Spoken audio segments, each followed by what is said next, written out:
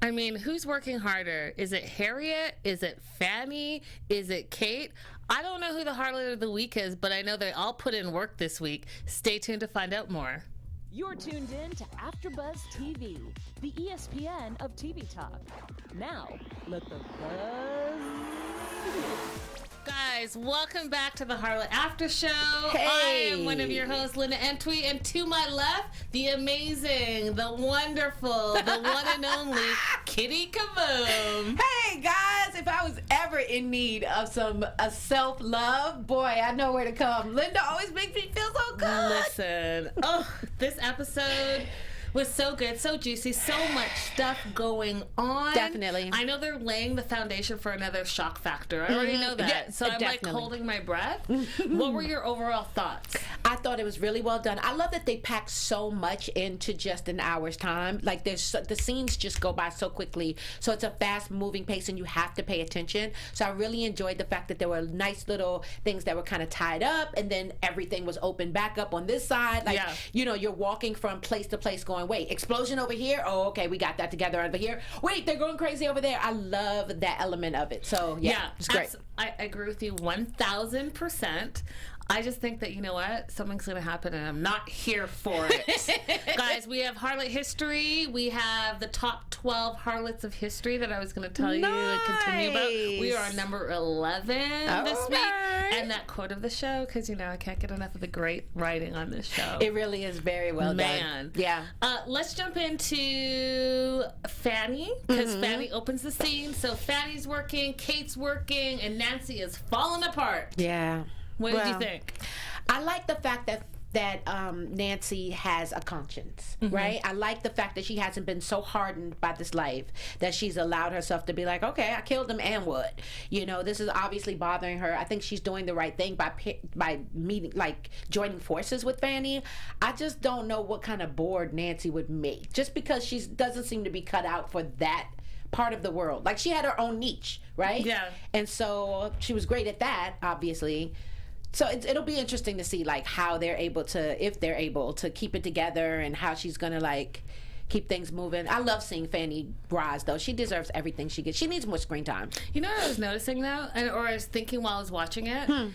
We've never actually seen Nancy do the deed. You know what I mean? Like, we've seen her be the dominatrix, but I almost thought like she's over it. She's over it because this Isaac thing almost broke her. Yeah. And then as we move forward later in the episode, we see what Lady Isabella does with her. And I'm just like, oh, she's about to have her own moment right now. Definitely. And it's going to be like coming to terms with who she is and where she is in life. So I completely agree. That was interesting. I agree with you with Fanny. I think Fanny is about to step it all the way up. Yeah. Run that whole household. Her and Kitty. And call it a day. I love it. I love it.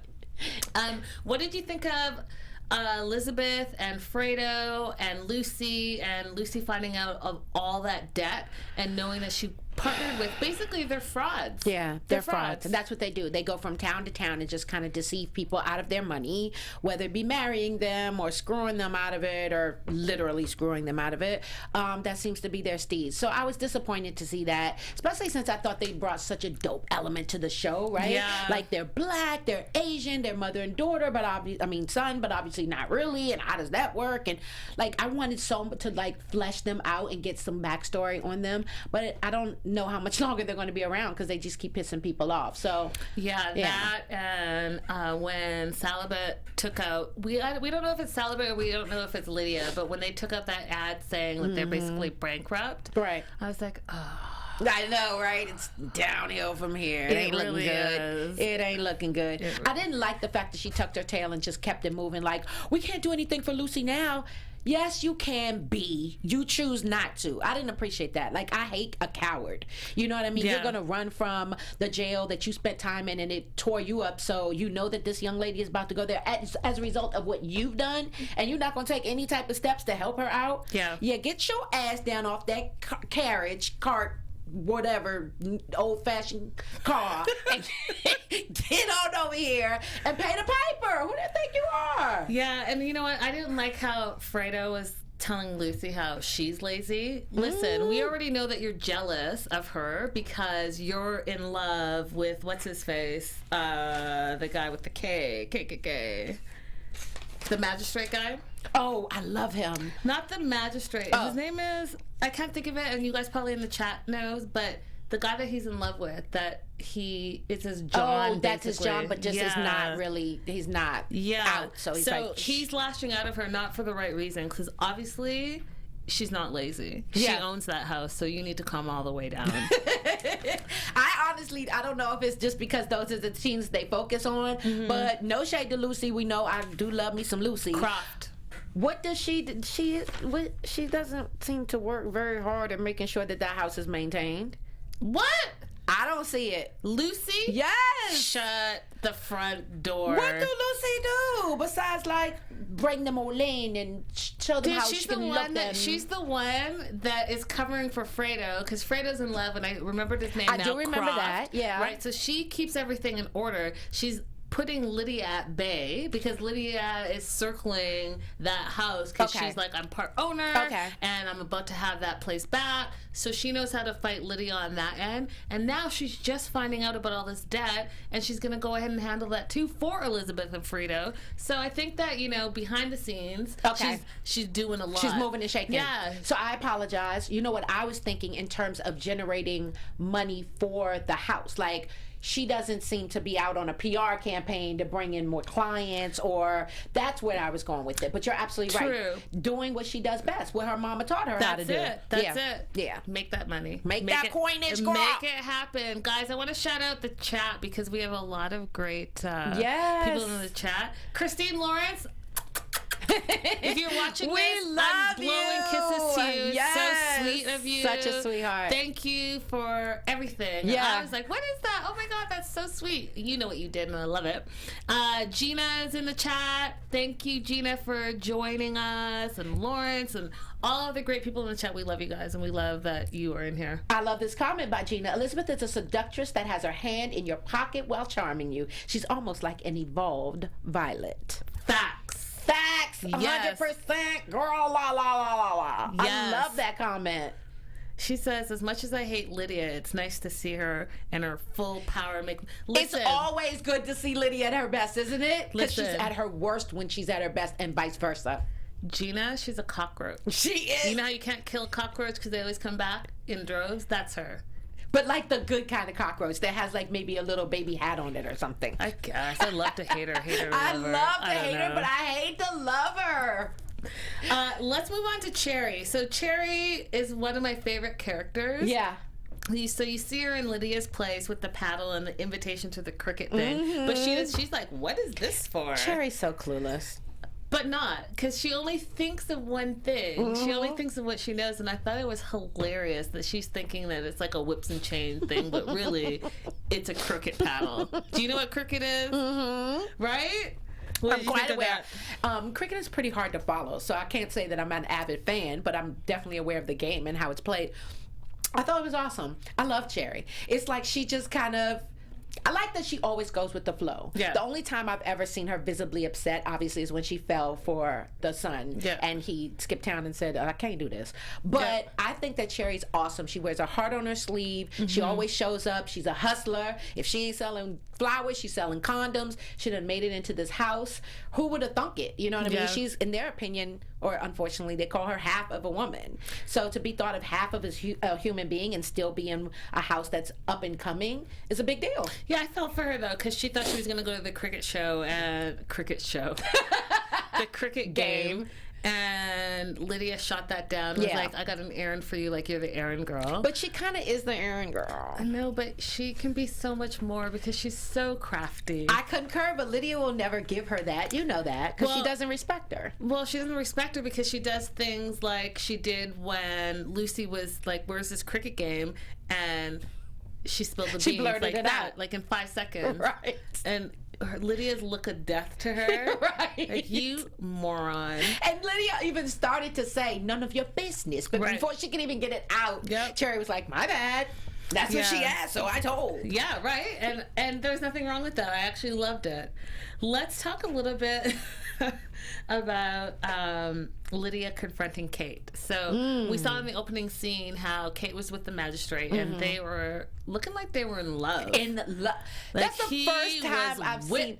I love love making on the show because all you ever see is like, okay, we get it. It's the act of sex. But I love it when they slow it down. It's like, oh, these people care about each other. Love making is real. So despite the fact that she's a whore, clearly he loves her, and she definitely is digging him. I liked it. But what did you think about Lydia confronting her and almost like smelling her like, I smell man? Yes. And, you know, the line that she uses, I'll say later on because it's one of my favorite lines in the quote of the show.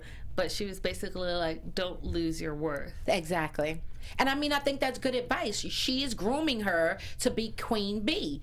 You can't be Queen Bee and all falling in love with magistrates and such. But this is the first time I've actually seen her almost threaten Kate. So she's like, either you're with me or you're not. Exactly. But be careful. Which means what? So you're saying I'm free to go, but really I'm not free to go because you're threatening me? I mean, but that's Lydia at her core. So the fact that homegirl Kate was lulled into that false sense of security, it really isn't her fault because she's naive. She's just getting in this game like there's so much put upon her so quickly. So I get it that she's still meandering her way through the whole nonsense. But at the end of the day, common sense should tell you if everybody's saying she crazy, she must be a little bit crazy. Right. So take heed. Yeah, and remember last week she asked Lydia, she's like, am I in danger? Right. And Lydia's like, of From me? Never. And now a week later you're threatening her. Right. There you go. There you go. Might want to pay attention. Let's talk a little bit about the Marquis of Blaine. So I was like, this dude. So you see Turner come up to him, and Turner's basically like, Sophia drinks like a fish, she gambles, she curses like a sailor, she's a mess. And he's like, basically, go ahead and go to another gambling game and sell her off. Right? And he's like, but that's your niece. And when the Marquises looked at him, I was like, oh, you're scandalous. Oh, please, you knew he was scandalous. It's your niece / daughter. Daughter. Exactly. He doesn't why would he care anything about... He disrupts what you would think of as normality. You know what I mean? Everything about this man reeks of, I'm abnormal. I'm clearly deep-rooted, sick, evil. So for you to point out that that's my niece, what? Didn't I just tell you to take this money and do what the hell I told you to do? That's awful. Yeah, he has no recourse. I'm surprised that he loves his son. That I am surprised. Maybe, because it's a boy. That's right. That's right. And we can get into that when we talk about him and the prince. But speaking of the prince, let's talk a little bit about our network and how great it is. Let's do that. Yes. Thank you. We cannot say it enough. We sincerely appreciate you here at AfterBuzz TV. Thank you so much for making us the ESPN of TV talk. We love, obviously, when you chat with us. We love the ratings that you give us because they're always good. And we like the fact that we're able to have this dialogue with you guys every single week. We love what we do. We're grateful to be here, and we love having you join in. So keep the conversation going. Hit us up. Let us know. 5 stars, thumbs up, wave your hands, whatever you need to do. Just keep on messing with us because we're going to keep on messing with you. We appreciate you. Ha, love it. Let's talk about Emily and Hal, and then I now know her name is Rosamond, the harlot that has been blackmailing Emily. Oh, yeah. She's something, isn't she? Yeah, she's a little extra. I don't like her. She does look like she smells. She does. Don't like her. So, seeing Hal break down in Emily's arms was interesting to me. Like, he looked like he felt regret. He looked like he was grieving over the loss of his brother, as well as killing Charlotte. And now that it's all out there, it's almost like he can't take it back. Right. And then we see on the flip side that Emily brings this Rosamond girl to the Wells house and says, hey, listen, I can't deal with her. She saw me on the docks. She's blackmailing me. Right. Make her happy. 15 pounds a week. call it a day. And Nancy is like, I'm not having it. Exactly. You think you slick by bringing her? You're not about to dump your dead craziness over here to us. You did this. You created this situation. And I'm sorry, you were there on the docks. If she thought that she saw you shoot somebody, then so be it. But I'm not about to take the fall for you. Emily has come up against them so many times that she can't genuinely think that these people are going to hold her down. Right? Fanny shut the door in her face last time. You can't have it both ways. If you want to be with Hal, then you got to stick it out and go with whatever comes your way in that respect. Go ahead. No, I agree with you to a point, but I do think, and I always say this every week, that the girls end up sticking together at the end of the day. I don't think Emily deserves it this time. But here's the thing. Emily inadvertently told Nancy that Hal was the actual killer. And so at the end of the day, it's like they stick together because they know that they are all they have. You know? So we may not agree with their day-to-day, but when push comes to shove and they're back against the wall, they band together because that's all they have. That's all they have. Yeah, that's what I think. Can I make this? Gina, I love her comment here. She says, Hal is becoming undone, and that's dangerous, especially if Emily is standing too close when he snaps. Such insightful comments. I love it. You're so right, because I feel like she can't see the forest for the trees right now. You know what I mean? She is caught up. She does love this man, and she keeps trying to give him every opportunity to come clean and make, I knew you were a good guy. I knew it. Like in her heart, she has to believe he's good. He's genuinely good. He made a mistake. He did some bad stuff, but I know that this man loves me. He put my name on the lease. It's like she needs to be validated because she's been invalidated for so long, to have this man with a little bit of coin, a little bit of prestige, not even, but a little bit of power, say, I love you and I'm willing to do whatever for you. It's a big deal for her. Yeah, I Men agree don't with you. say that to her. Yeah, I agree with you, but it's going to backfire Of really course. badly. Because he's going to snap, as he said it out. She ain't too close because it ain't looking good. Let's talk about Lucy and Lydia. So Lucy is tired of holding this secret in, and so she tries to go and basically blackmail Lydia. Yeah. I love how she handles Lydia, though, because she knows all of the tricks in the trade. Exactly. So when she goes there and she talks about getting 200 pounds from her, and Lydia says, you know what, is that all it's worth? The secret's only worth 200 pounds? Right. You must be really desperate. Right. I was like, oh, see?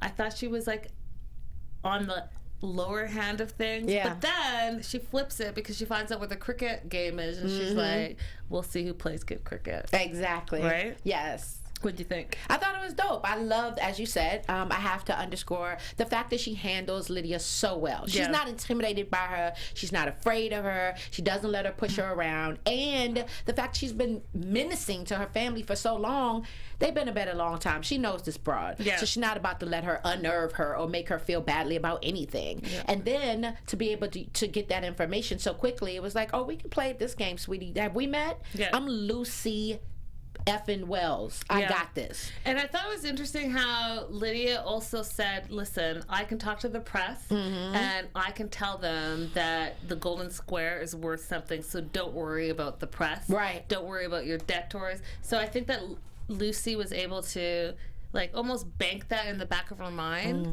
so she knows how to use it, which is why I think, going back to our earlier conversation, why I think Lucy's going to turn that whole house around, even though there's so much debt. You think so? Of course. I really hope so. That would be amazing balls if she came out the victor and owned all of Golden Square by herself.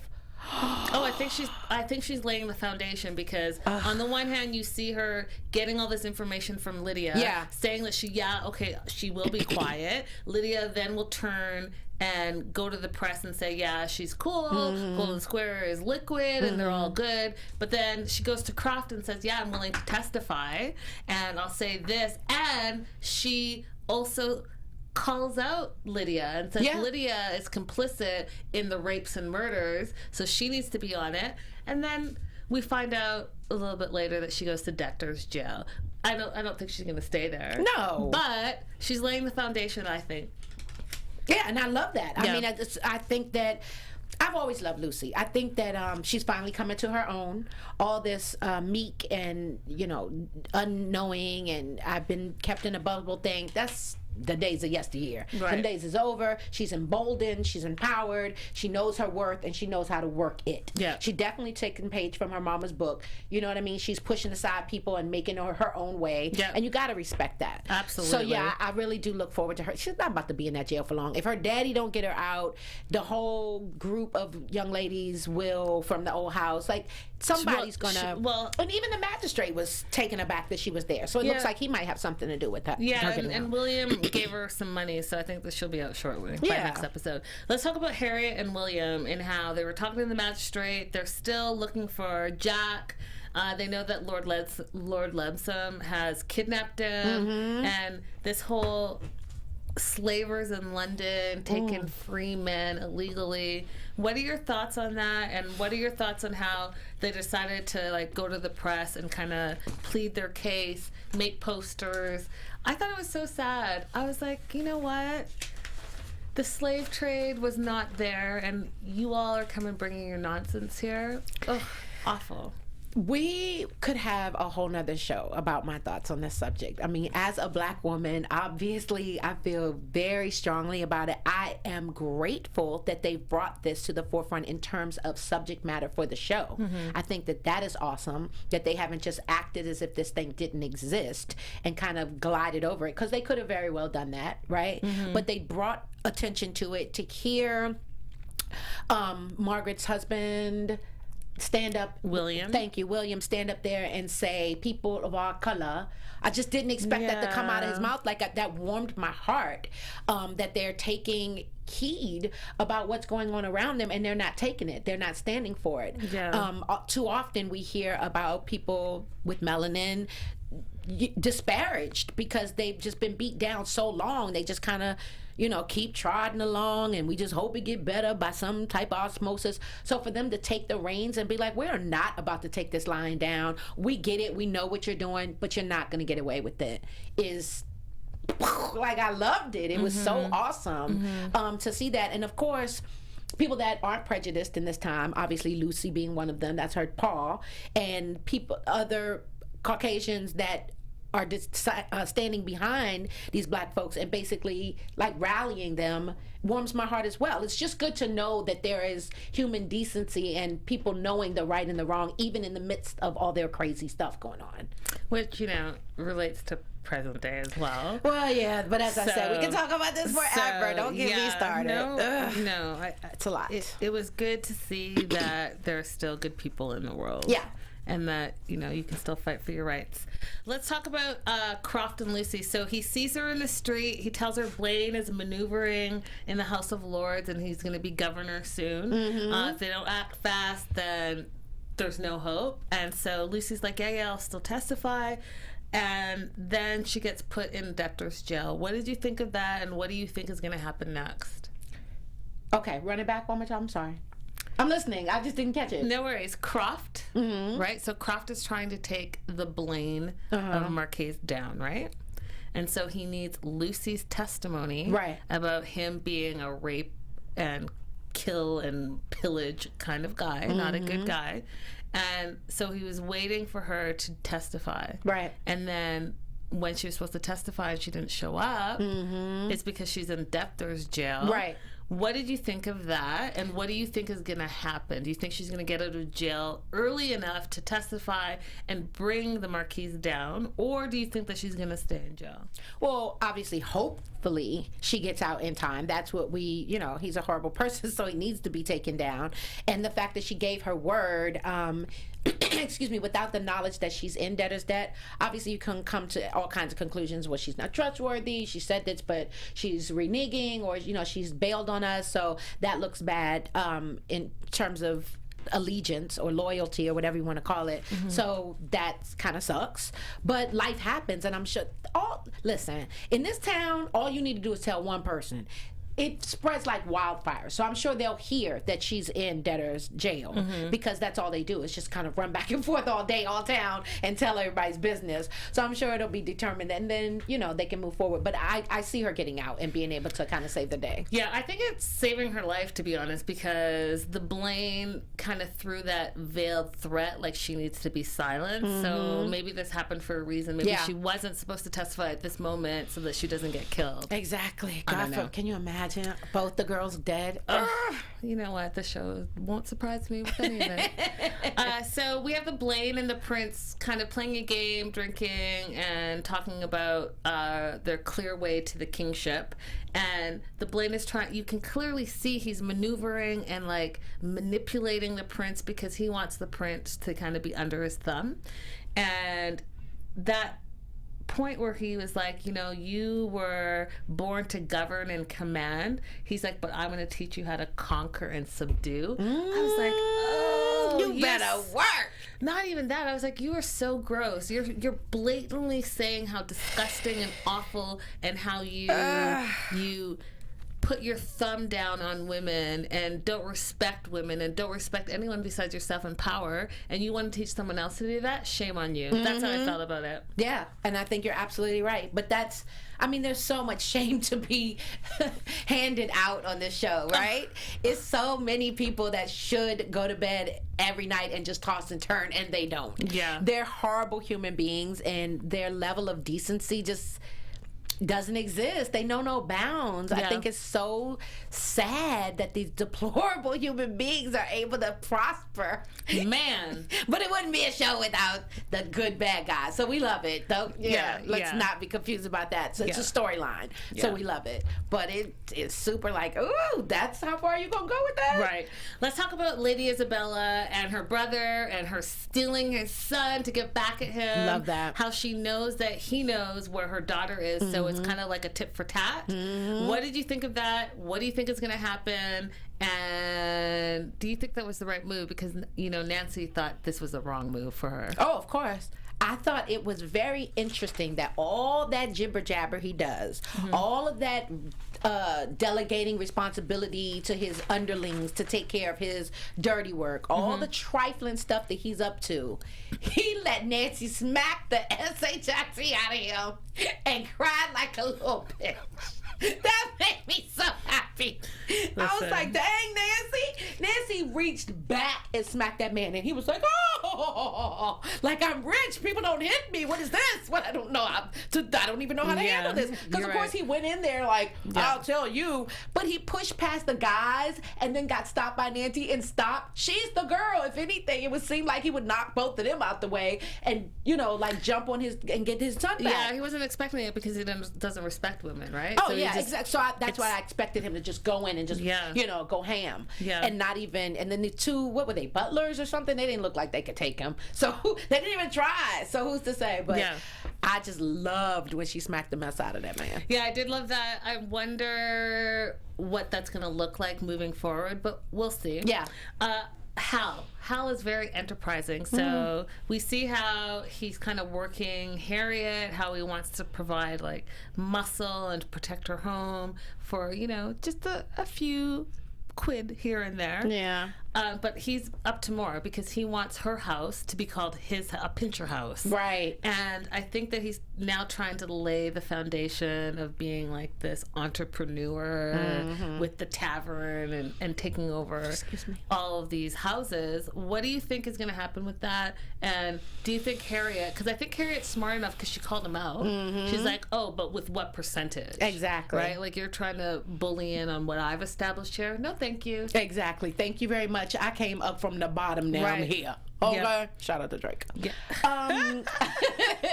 I think that he's going to fail miserably. Probably because that's what I hope. So I don't know what the writers are up to, but I really, really hope that Hal gets his in the end. He doesn't deserve any of the accolades that he's seeking. He definitely doesn't deserve to make his money quadruple and triple.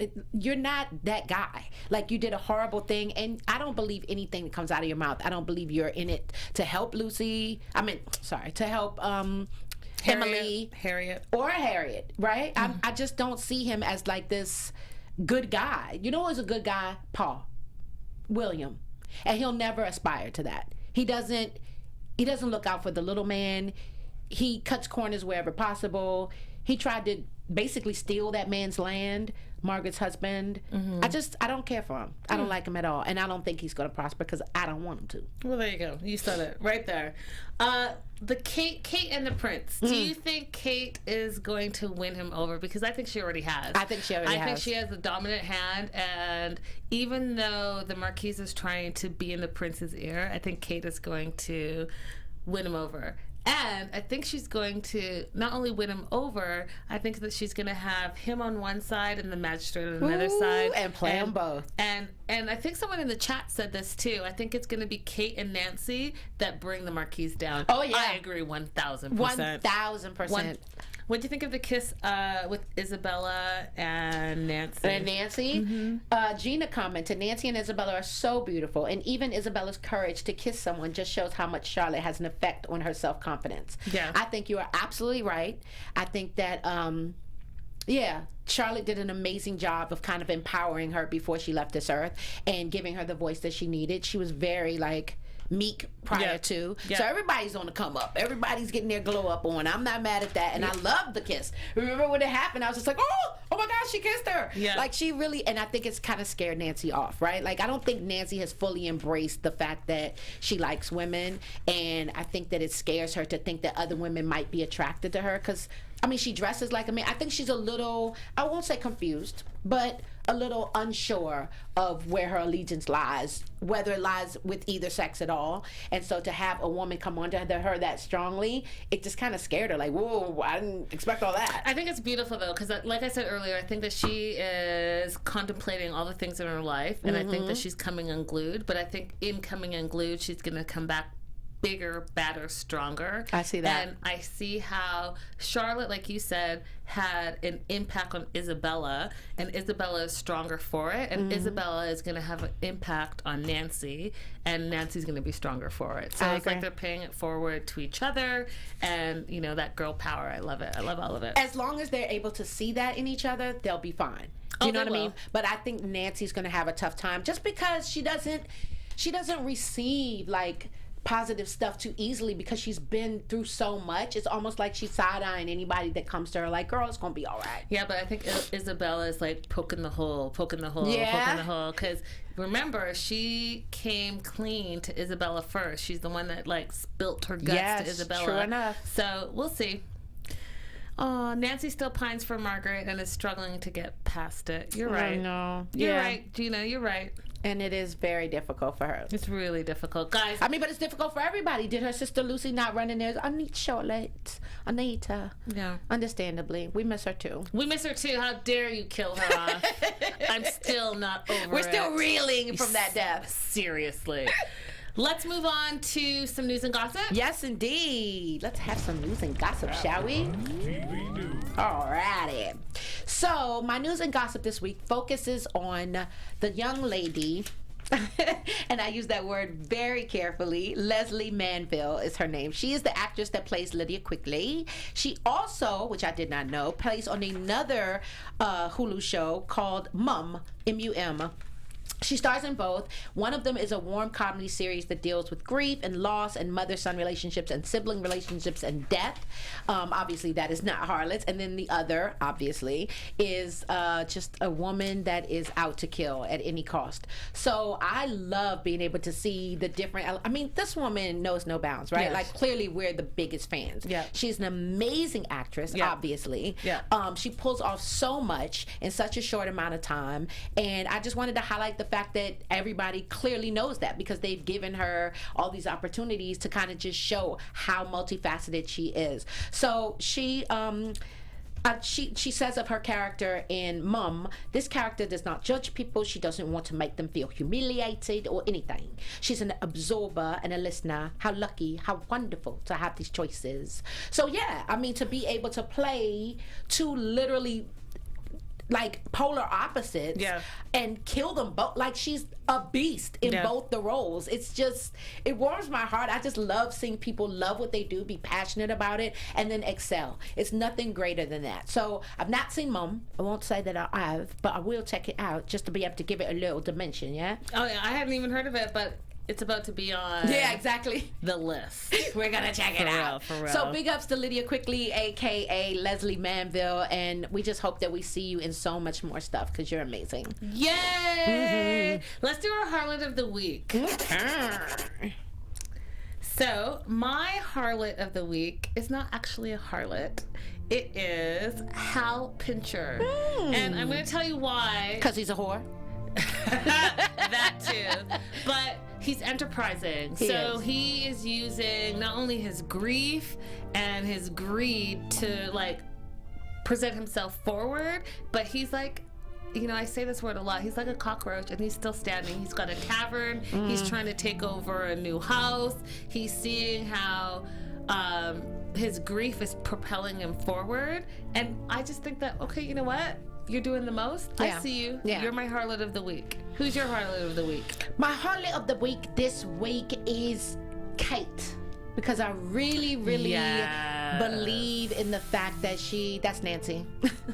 By the way, we know the difference. But Kate is the one that's on the come up, right? She's literally climbing. I just really applaud anyone that has so much thrust at them so quickly and is able to figure it out. So she has been trained by obviously the best, Lydia, but then she's had so many other voices in her ear, giving her kind of insight from another angle and another perspective. I see that. I love that she's been able to navigate these waters. And let's be clear, this guy pull on her hair one more time, try to choke her out, it's over. I see her totally dominating that situation. Like, check this out, don't ever put your hands on me again. You want me to stick around? Yes, please. Yeah, then act right. Right. You know what I mean? He's a little just like his man young, that put right? that So stupid he doesn't shit in his know. head. Yeah. Young And or if she's- no, he's just easily influenced. Yeah, I agreed. Yeah. Time for quote of the show. Yes. So I have two of them. Go. And they're both, I hate it, but I really want to give me more people in show props, but it is what it is. They write amazing lines for Lydia Quickly. So one of them is, get the limp arm of justice out of my way. Do you remember when she was talking to the magistrate? Yeah. She was like, oh, please. Yeah. She knows what it is. It's coin between her legs, and you don't measure up. That, and she also said, you're free to tongue and hand until you heal. Yeah, Gotta love it. That was mine too. So you're free to tongue in hand till you're fully recovered. Right. Which was one of mine. And then Elizabeth said, there are no friends without money. They'll drop us. Every one of them was my other one. And then I had one more from Lucy who says, I'll bare my soul to bring them down. Yes, Lucy, yes. We stand. Guys, there's one more episode of the season. I can't believe it's over already. I cannot believe it's over. Puerto Rico in the live chat wanted to know what we think is going to happen in season 4. So let's get into some predictions for next episode and for the future. Sounds good. You want me to go? I'd like you to go. AfterBuzz TV. Okay, next show. Honestly, I mean, I feel like there's so many loose ends. They need more shows in the season to kind of wrap everything up. I see a lot of like open-ended stuff happening. So I can't really wrap my brain around what they're going to do. I can't think of, I don't know. I don't know what they're going to do for this very last. I mean, I know it's going to be good, and I sincerely hope that some things are brought to justice. Like, I hope Jack comes back. That would heal my heart. I hope that what's her name? Kate is able to finagle both men. Like, she has a clear stake in their futures with her and making money and stuff. I see Lydia doing something crazy. I just see her like pulling Kate out of it, or I don't know. I just see Lydia. She has to make a bold move. It's kind of her steez. And then next season, oh my gosh, so much to be said. Yeah, I don't know. I don't know. I don't know what's going to happen next season, but I think this is what's going to happen for the next episode. Okay. I think Margaret's going to come back and wreak havoc on everything, because if you notice the last few episodes, everything's been crazy, but it's been smooth without her. Right. And I think that she's going to come back because she still wants revenge for Charlotte, and she's going to wreak havoc. Someone's going to die because they're into killing people this season. So someone's going to die. I think that Nancy and Isabella are going to band together, and something's going to happen with the Marquis of Blaine. And I also think that Kate and the magistrate are going to be on one side taking him down, and Nancy and Isabella on the other side taking him down, and we're going to be left with a cliffhanger till the next season. Those are my predictions, folks. Should I say what Gina's prediction is? Because I think it's very insightful. Yeah. I love her wording, too. Gina says, I think Blaine will be knocked down to retreat in the shadows and lick his wounds and retaliate next season. Yeah. That's a great guess. Yeah. And Yeah, Gina who's to also say? says that it's going down next episode. Facts. Those are facts. Exactly. Guys, thank you so much. We're so excited. Please check us out same time, same place next week. You can follow me all across social media at Linda Is So Girly. Hit me up. I love hearing from you guys. Definitely. My name is Kitty Kaboom. Find me on IG at KITTIEKABOOM. Guys, till next time. Bye for now. Thank you. See you next week. Our founder, Kevin Undergaro, and me, Maria Menounos, would like to thank you for tuning in to AfterBuzz TV.